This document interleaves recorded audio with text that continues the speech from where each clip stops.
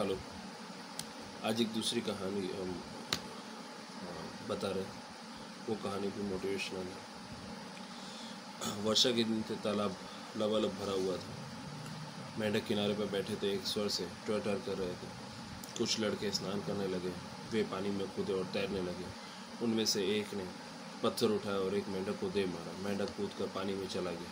मेंढक का कूदना देख कर लड़के को बड़ा मजा आ रहा था और बार बार मेंढक को मारने और उन्हें कूदते देखकर हंसने लगा। पत्थर लगने से बेचारे मेंढक को चोट लगती थी। उनके मनुष्य की भाषा में बोलने आती तो वो अवश्य लड़के को बोलते कि प्रार्थना करते कि शायद मुझे पत्थर मत मार, लेकिन बेचारे को क्या मालूम था, चोट लगती प्राण बचाने के लिए पानी में कूद पड़ते। अपनी पीड़ा को सह लेने के सिवा उनके पास और दूसरा कोई उपाय नहीं था।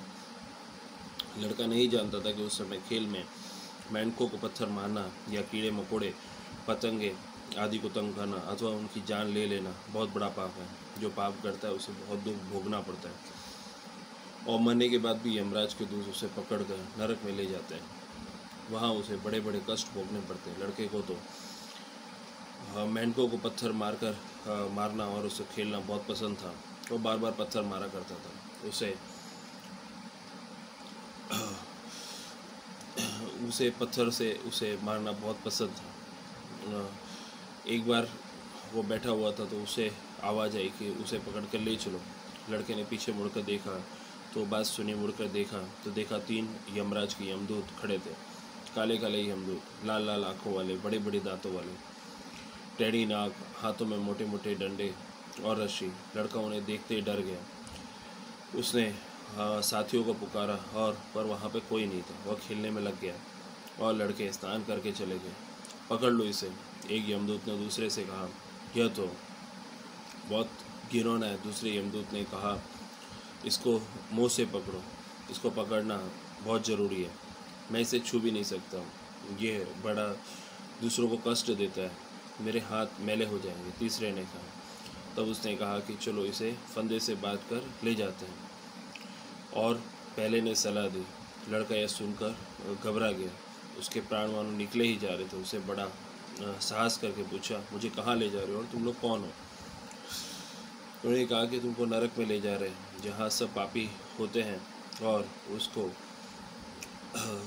ले जाके उसको तेल में पकाया जाता है और उसको सजा यातना दी जाती है। एक यमराज गरज कर बोला, पकौड़े के समान और उस तरह से हमें तला जाता है। लड़के की बात को सुन के लड़का बहुत घबरा गया।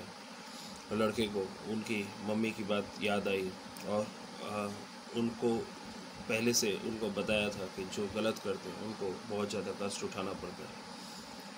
मैंने तुम्हारा क्या बिगाड़ा है, मुझे छोड़ दो। लड़के ने गिड़गिड़ा कर प्रार्थना की।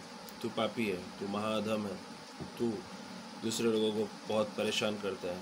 अब यदि कभी पाप न करें तो तुझे छोड़ दिया जाए। यमदूतों के बड़े यमदूत ने कहा, मैं शपथ करता हूँ कि मैं कभी पाप नहीं करूँगा। ऐसा वो लड़का बोला और बोला कि मैं मेंढक को परेशान नहीं करूँगा। सोच समझ के और कान पकड़ कर उसने प्रार्थना की और प्रतिज्ञा की कि भी वो इस तरह से फिर से नहीं करेंगे। यमदूत तुरंत वहाँ से गायब हो गए। लड़का भागा भागा घर आया और उसने अपनी माता को ये सब बातें बताई। माँ ने कहा कि तुमने कौन सा ऐसा कोई पाप किया है? बोले, मैंने कौन सा ऐसा पाप किया है? उसकी माता जी ने कहा कि बेटा, निरपराध मेंढक को बार बार तू मारता है, वो पाप ही है। किसी निर्पात को कष्ट देना, किसी कमज़ोर को सताना, ये पाप ही है। उसने वो बात समझ ली और उसके बाद फिर मेंढकों को सताना कम कर दिया। Thank you.